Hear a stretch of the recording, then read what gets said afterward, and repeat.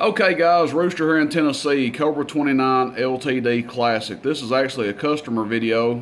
Customer sent this radio in and RC got his hands on it and did it up, did a bunch of mods to it and added the RFX 95 HD to the back of it. So Victor sent this radio in.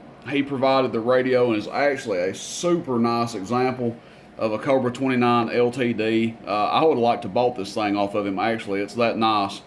Side mic radio. Just an exceptional looking Cobra 29 LTD Classic.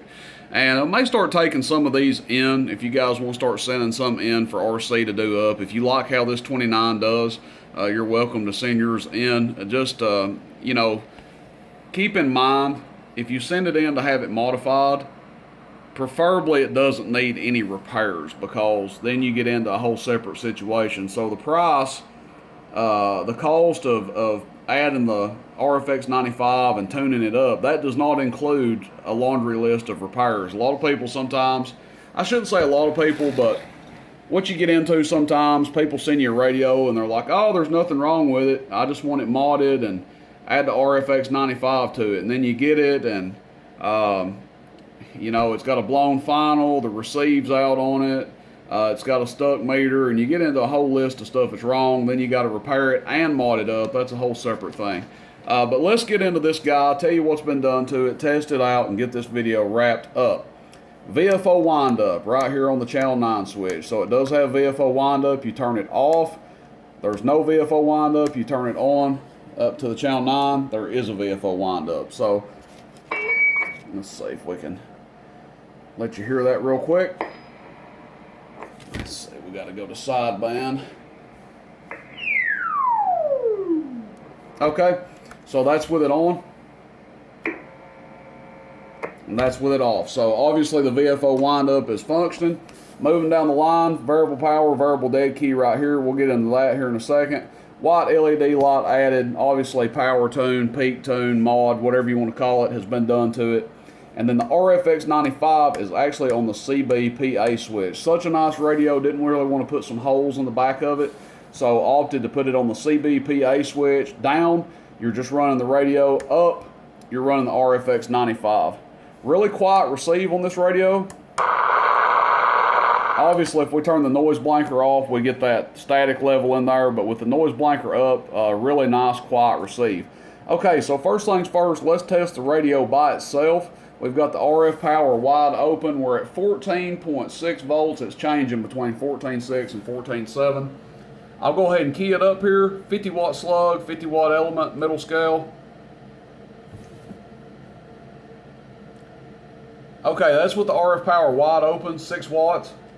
Let's turn the mic gain up or we're not going to get any forward swing, are we? Audio. So about 8 watts average. And then PEP. Audio. About 38 or so PEP. And it will turn all the way down. Let's see, we're in peak right now. Let's go ahead and, that's with the variable power all the way down. I am keying it up right there. So it'll go from 0 basically up to that, whatever it was, 6 watts, something like that. You don't want to run it wide open with the RFX 95 anyway. You'll probably end up, you know, cutting it back a little bit.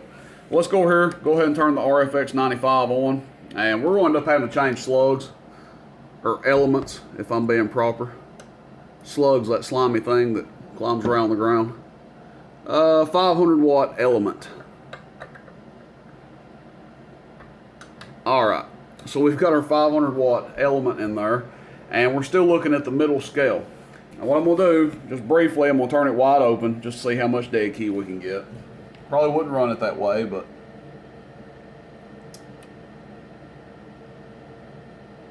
you know, it's really not that bad. What was that, 30 watts or so? 25, 30 watts. So that's not that terrible. I probably wouldn't run it that high.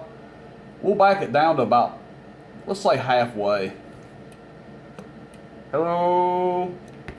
Go a little bit higher than that. Hello, That's at about 3 o'clock.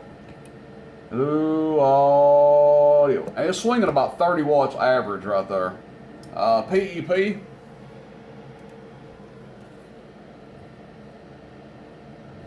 Hello, audio, audio, audio. Just a little bit over 100 watts average. So like 110, 105, 110, something like that. Audio, check, check, check. Audio, check, check, check. Audio, check, check, check. Audio, check, check. Audio. Check. Audio.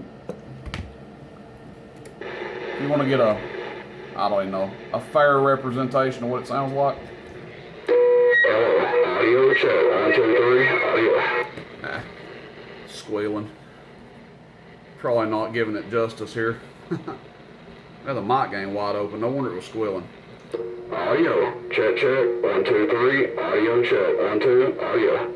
Still getting a little bit of a squeal in there, but nice, loud and clear audio. Like I said, don't really do it justice listening to it through that radio there. Not really the best way to test way a radio sounds, but it's doing a good job. I like this one a lot. Like I said, I probably should have offered to buy this thing off of him, but he was sending it in to have it done up, and I think he will be really happy with it. Superstar mic on it. I would probably run the mic gain, you know, probably between 12, 1 o'clock. You know, it just depends on your voice and everything. I got kind of a loud voice. It's kind of responsive to my voice, so I don't, you know, necessarily have to run it as high as some other people. But if you're a real quiet talker, you'll probably want to turn it on up here. That's it, guys. Cobra 29 LTD with the RFX 95 on the back. Super nice radio. I hope he likes it. Again, you know, open to taking some of these in and letting RC do them up for some folks. But just don't want to be sent the radios that are like, you know, they've already had 100 hands in them and this is their last stop. You know, because that can turn into a headache for the customer and us. So that's it. Cobra 29 LTD Classic. This radio will be sweet to drive into a 2-pill C-Box or a 4-pill standard 2879. Be a really nice combo. That's it, guys. Rooster in Tennessee. See you. Bye.